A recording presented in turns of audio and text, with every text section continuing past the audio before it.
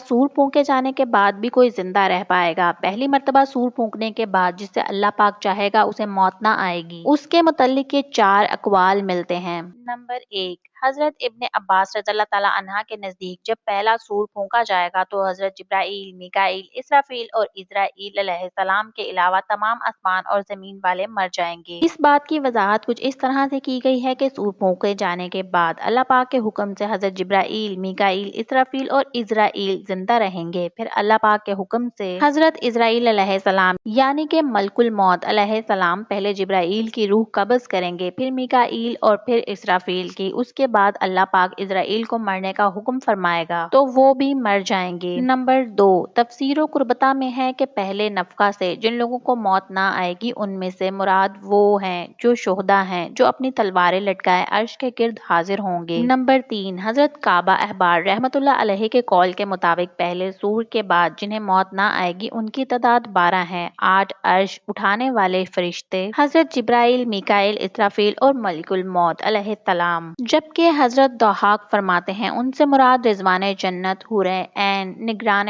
دوزخ، حضرت مالک علیہ السلام اور عذاب کے وہ فرشتے ہیں جو جہنم پر مامور ہیں۔ نمبر 4، حضرت جابر بن رضی اللہ تعالیٰ عنہ کے قول کے مطابق اس وقت جنہیں موت نہ آئے گی وہ حضرت موسیٰ علیہ السلام ہیں، کیونکہ آپ کوہ طور پر بے ہوش ہو چکے ہیں، اسی لیے پہلی مرتبہ سور پھونکنے سے آپ دوبارہ بے ہوش نہ ہوں گے۔ سور کتنی بار پھونکا جائے گا، سور کتنی مرتبہ پھونکا جائے گا، اس میں اختلاف ہے، یعنی 4 مرتبہ، 3 مرتبہ یا 2 مرتبہ۔ زیادہ تر علماء کا اس پر اتفاق ہے کہ سور صرف 2 مرتبہ پھونکا جائے گا، جیسا کہ امام ابن حجر عسقلانی رحمۃ اللہ علیہ 2 سے زائد مرتبہ سور پھونکنے کا قول رکھنے والوں کے جواب میں فرماتے ہیں کہ سور صرف 2 مرتبہ ہی پھونکا جائے گا۔ البتہ ان دونوں کے درمیان سننے والوں کے اعتبار سے کچھ فرق ہوگا، یعنی پہلی بار جب سور پھونکا جائے گا تو اس سے ہر زندہ شخص مر جائے گا، مگر جن کو اللہ پاک نے موت سے مستثنیٰ کر لیا ہے وہ صرف بے ہوش ہو جائیں گے، اور جب دوسری بار سور پھونکا جائے گا تو جو مر گئے تھے وہ زندہ ہو جائیں گے اور جو بے ہوش ہو گئے تھے وہ ہوش میں آ جائیں گے۔ دوسرا سور کب پھونکا جائے گا؟ مفتی احمد ریان خان نعیمی فرماتے ہیں ان دونوں نفخوں میں 40 سال کا فاصلہ ہوگا، اور اگر سورج ہوتا اور رات دن نکلتے تو 40 سال کی مدت ہوتی۔